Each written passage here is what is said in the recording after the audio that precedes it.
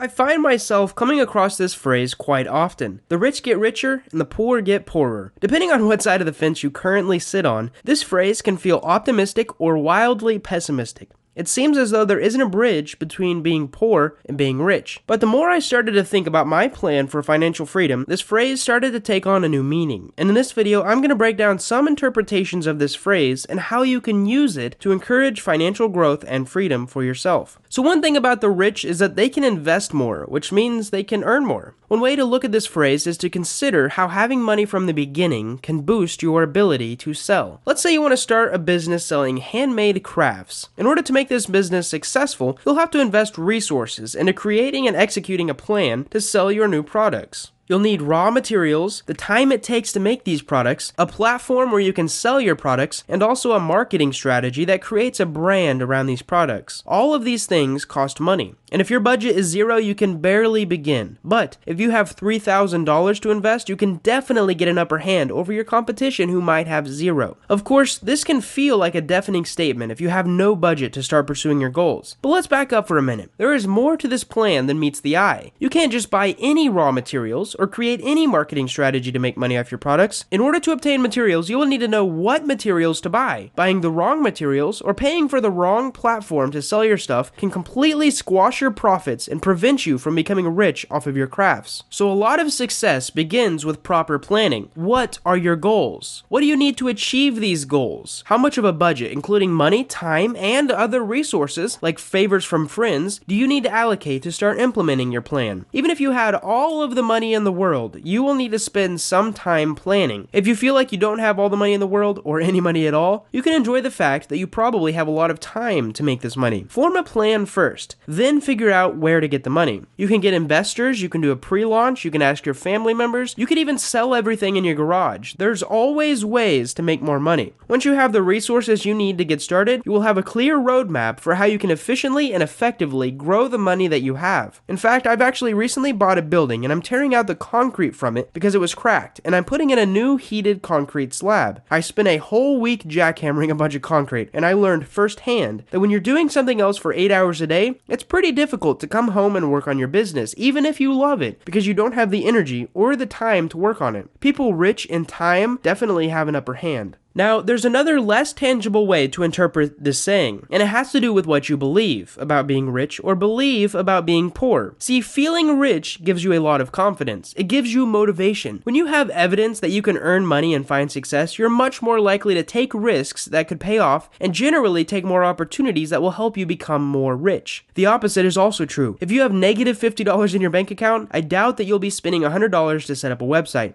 However, if you have $20 million, you're not even going to blink at setting up a website, and you'll probably even hire a professional to help you. See, your beliefs create a cycle that manifests themselves. The more rich that you believe you are, the more opportunities you will find to increase your net worth. So let's go back to the crafts example. Not everything you need to succeed comes with a dollar sign. In order to make a successful plan, you're going to need some creativity. You're going to need some time, and you may even need some connections to people who have been in your shoes or mentors who can offer you advice. See, it's possible to be rich in connections or rich in the ability to be innovative. There is no one definition of rich. Even if you hear the word rich and you think of your bank account, the person right next to you might hear the word rich and think about having freedom, being debt-free, or having the opportunity to work and travel the world. Knowing this, you need to clearly define what it means for you to be rich. My friend defined being rich as having freedom. He actually recently literally walked from the middle of Missouri, where we live, to New York City, a trip of 1,200 miles. He walked along the highway and it took him 90 days, but he backpacked the entire thing. To him, having the freedom of that is rich, while some other people that we graduated with are slaving away at their 9-to-5, or even worse, they're still in college with $90,000 in debt.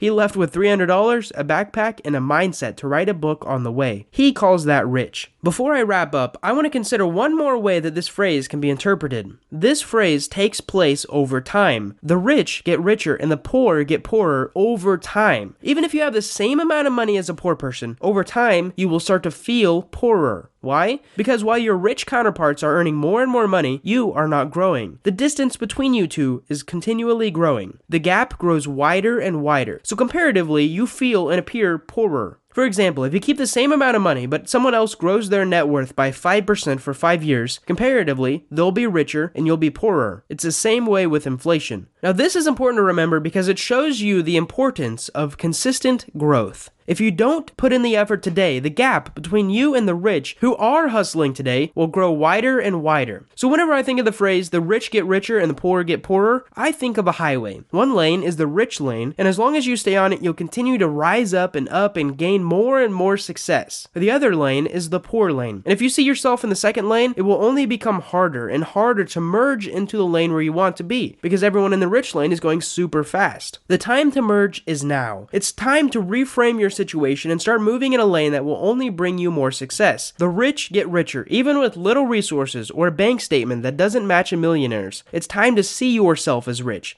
in skills, rich in motivation or opportunity. Once you view yourself as rich, you'll find yourself with the ability to get richer. You can use the resources that you do have to get what you want. You know what skill 80% of all billionaires have? What skill they started with? Sales. Sales impacts your freedom like no other skill will. If you can sell yourself, if you can sell a product, if you can sell an idea, you can and you always will be rich. When my friend went on that trip, he used a lot of the sales tactics that I had taught him to sell himself and pre-sell his book along the way to get meals paid for. I actually spent months reading about it, taking expensive courses, and testing exactly what I learned to create the psychology of selling. It's a 10-week online course that will give you the skills to grow your sales, increase your online conversion rates, and persuade your buyers to take action, all with the help of marketing tactics that are backed by proven psychology. So far, there's a ton of students in the course, and I took their feedback from version 1 to improve it, and I'm relaunching it this week as version 2. You can click the link below to learn how you can become more persuasive with the psychology of selling, and also to learn what the lessons in all 10 modules are and what bonuses you get by enrolling today. I'm closing the course at the end of the week, and right now I'm offering a 30-day money-back hassle-free guarantee. If you don't enjoy the course for whatever reason, all you have to do is send me a simple email and I'll refund your purchase. An important part in sales is having a great product, and I believe in this course. If you don't think it's great, you should get your money back. Anyways, thank you guys so much for watching this video. I hope you learned something, and maybe I'll see you inside the psychology of selling.